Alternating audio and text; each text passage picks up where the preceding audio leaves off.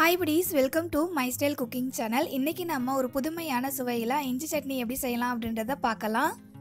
எல்லாருமே பொதுவா இஞ்சி சட்னி செய்திருப்போம். ஆனா இந்த மாதிரி ஒரு டைம் நீங்க செய்து பாருங்க. இட்லி தோசை கூட மட்டும் இல்லாம நம்ம சாதத்து கூடயும் துவையலா வச்சு சாப்பிடுறதுக்கு அட்டகாசமா இருக்கும்.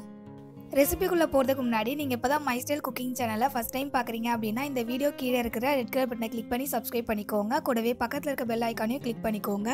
கிளிக் பண்ணிட்டு ஆல் அப்படின்ற ஆப்ஷனையும் செலக்ட் பண்ணி வச்சுக்கோங்க. அப்பதான் நான் லேட்டஸ்டா அப்லோட் பண்ற எல்லா ரெசிபியுமே நீங்க மிஸ் பண்ணாம பார்க்க முடியும். ப்ளீஸ் buddies இந்த சேனலை சப்ஸ்கிரைப் பண்ணிக்கோங்க. இப்போ வாங்க ரெசிபிக்குள்ள போகலாம். இஞ்சி சட்னி செய்யறதுக்காக ஃப்ரெஷ்ஷாக வந்துட்டு இஞ்சி பூண்டு பேஸ்ட் வந்து நம்ம ப்ரிப்பேர் பண்ண போகிறோம். இதை வந்துட்டு ஃப்ரெஷ்ஷாக செஞ்சு நம்ம இஞ்சி சட்னி செஞ்சோம் அப்படின்னா டேஸ்ட் வந்துட்டு இன்னுமே கூட நல்லாயிருக்கும்.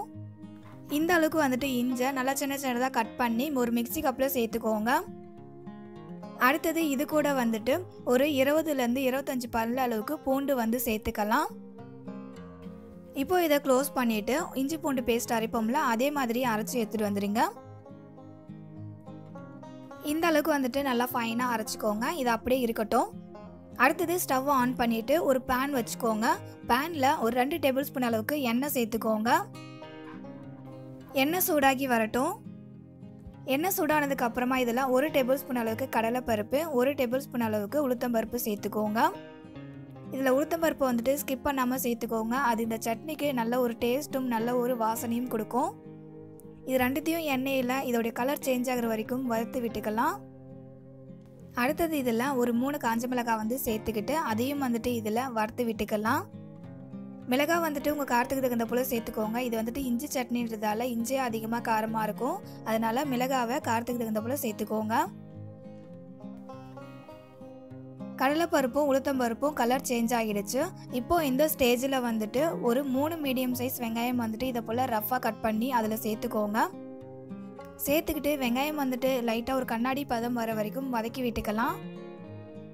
இது எல்லாத்தையுமே வதக்கிட்டு நம்ம அரைச்சி திரும்ப வந்து வதக்க போகிறோம். அதனால் இது நல்லா வதங்கணுன்றதெல்லாம் கிடையாது. அடுத்தது இதில் ஒரு பெரிய சைஸ் தக்காளி கட் பண்ணி சேர்த்துக்கிட்டு அதையும் வதக்கி விட்டுக்கோங்க. தக்காளி வந்துட்டு ஒரு 3 நிமிஷத்துக்கு வதங்கி வரட்டும். தக்காளி சேர்த்து ஒரு 3 நிமிஷம் வதக்கி விட்டதுக்கு அப்புறமா ஸ்டவ்வை ஆஃப் பண்ணிவிட்டு இதை ஒரு மிக்ஸி கப்பில் சேர்த்துக்கிட்டு அரைச்சி எடுத்துகிட்டு வந்துடுங்க. அடுத்தது அதே பேனில் ஒரு 3 டேபிள் ஸ்பூன் அளவுக்கு எண்ணெய் சேர்த்துக்கோங்க. எண்ணெய் சூடானதும் இதில் ஒரு 1/4 டேபிள் ஸ்பூன் அளவுக்கு கடுகு சேர்த்துக்கலாம்.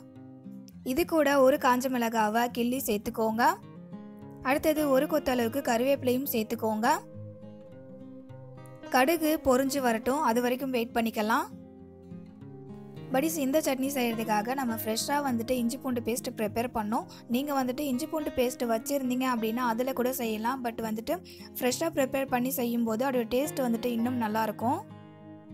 கடுகு எண்ணெயில் வெடிச்சு வந்ததுக்கு அப்புறமா நம்ம அரைச்சி வச்சுருக்கோம்ல இஞ்சி பூண்டு பேஸ்ட் அதை வந்துட்டு இது கூட சேர்த்துக்கலாம். சேர்த்துக்கிட்டு இந்த இஞ்சி பூண்டோடைய பச்சை வாசனை கம்ப்ளீட்டாக போகணும். அது வரைக்கும் நல்லா வதக்கி விட்டுக்கோங்க. இந்த சட்னியிலே வந்துட்டு முக்கியமாக என்னன்னு பார்த்தீங்கன்னா இந்த இஞ்சி பூண்டை வந்து நம்ம வதக்கும் போது அதோடைய பச்சை வாசனை ஃபுல்லாக போகிற வரைக்கும் லோ ஃப்ளேமில் வச்சு நல்லா வந்து வதக்கி விட்டுக்கோங்க. இஞ்சி பூண்டு இந்த அளவுக்கு நல்லா சுருண்டு வதங்கி வரணும். அதே போல் அதோடைய பச்சை வாசனை ஃபுல்லாக போனதுக்கப்புறமா நம்ம அரைச்சி வச்சுருக்க வெங்காயம் தக்காளி பேஸ்ட் இருக்குல்ல அதை வந்துட்டு இது கூட சேர்த்துக்கோங்க. அடுத்தது மிக்ஸி கப்பில் கொஞ்சமாக தண்ணி சேர்த்துக்கிட்டு ஒரு ரின்ஸ் பண்ணி அந்த தண்ணி இது கூட சேர்த்துக்கிட்டு இது ரெண்டுத்தையும் நல்லா மிக்ஸ் ஆகிற அளவுக்கு மிக்ஸ் பண்ணி விட்டுடலாம். எப்பவும் செய்கிற இஞ்சி சட்னிக்கும் இந்த மாதிரி செய்கிற இஞ்சி சட்னிக்கும் வந்துட்டு டேஸ்ட் டிஃப்ரெண்ட் வந்து நிறையவே இருக்கும். கண்டிப்பாக இந்த மாதிரி ஒரு டைம் ட்ரை பண்ணி பாருங்கள். நல்லா மிக்ஸ் பண்ணி விட்டதுக்கு அப்புறமா இதில் நம்ம டேஸ்ட்டுக்கு தகுந்த போல் உப்பு சேர்த்துக்கலாம். நான் வந்துட்டு 3/4 டேபிள் ஸ்பூன் அளவுக்கு உப்பு சேர்த்துருக்கேன். சேர்த்துக்கிட்டு நல்லா மிக்ஸ் பண்ணி விட்டுக்கோங்க.